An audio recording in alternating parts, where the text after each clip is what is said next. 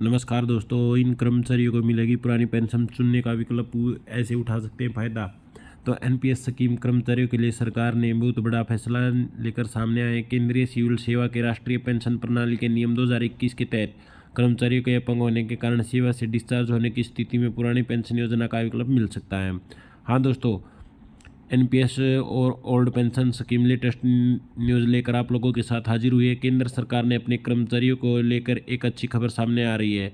आपको बता दें कि देश में नई और पुरानी पेंशन योजना को लेकर काफ़ी बहस चल रही है, जिसके बाद सरकार ने अपने कर्मचारियों को कुछ मामले में पुरानी पेंशन योजना को चुनने की अनुमति दे दी है। पुरानी पेंशन का मिलेगा लाभ। मालूम हो कि केंद्रीय सिविल सेवा के राष्ट्रीय पेंशन प्रणाली के नियम 2021 के तहत कर्मचारी के अपंग होने के कारण सेवा से डिस्चार्ज होने की स्थिति में पुरानी पेंशन योजना का विकल्प मिल सकता है। क्या विकल्प? तो दोस्तों, department of pension and pensioners welfare ने अपने ऑफिसर मेमोरेंडम में कहा कि नियमों के नियम 10 के तहत राष्ट्रीय पेंशन प्रणाली या पुरानी पेंशन योजना का फायदा इन हालातों में उठा सकते हैं। सेवा के दौरान सरकारी कर्मचारी की मृत्यु या असामान्यता या अक्षमता के आधार पर उसे डिस्चार्ज किए जाने की स्थिति में पुरानी पेंशन योजना को ले सकता है। ज्वाइनिंग के समय भरना होगा फॉर्म। तो दोस्तों, डीओपीडब्ल्यू ने अपने नोटिफिकेशन में कहा कि हर सरकारी कर्मचारी जो नेशनल पेंशन स्कीम के तहत आता है, सरकारी सेवा में शामिल होने के समय एनपीएस के तहत या केंद्रीय सिविल सेवा नियमों का केंद्रीय सेवा के तहत लाभ प्राप्त करने के फॉर्म 1 में दिए गए एक ऑप्शन को चुन सकता है।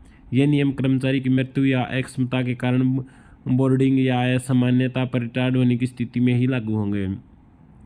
पहले से नौकरी करने वाले को फायदा। जो सरकारी कर्मचारी पहले से ही सेवा में हैं और एनपीएस का लाभ उठा रहे हैं, वह भी इस ऑप्शन का इस्तेमाल कर सकते हैं।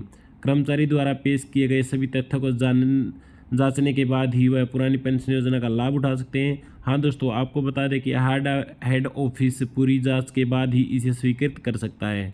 नोटिफिकेशन में यह भी कहा गया है कि प्रत्येक सरकारी कर्मचारी फॉर्म 2 में परिवार की जानकारी देगा और फॉर्म 1 के साथ ऑफिस एड को सबमिट करेगा। ऐसे होगा फैसला।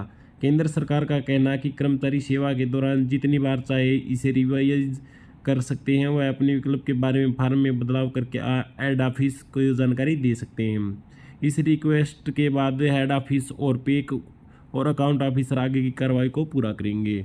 ये है नियम। तो दोस्तों, पुरानी पेंशन सिस्टम को रिफाइंड बेनिफिट पेंशन सिस्टम भी कहा जाता है। यह कर्मचारी द्वारा निकाली गई है, अपनी पुरानी सैलरी के आधार पर तय होती है। वही दूसरी ओर एनपीएस कर्मचारी और नियोक्ता दोनों द्वारा जमा करके एक फंड बनाया जाता है, जिसे एक कर्मचारी पेंशन के तहत पा सकता है।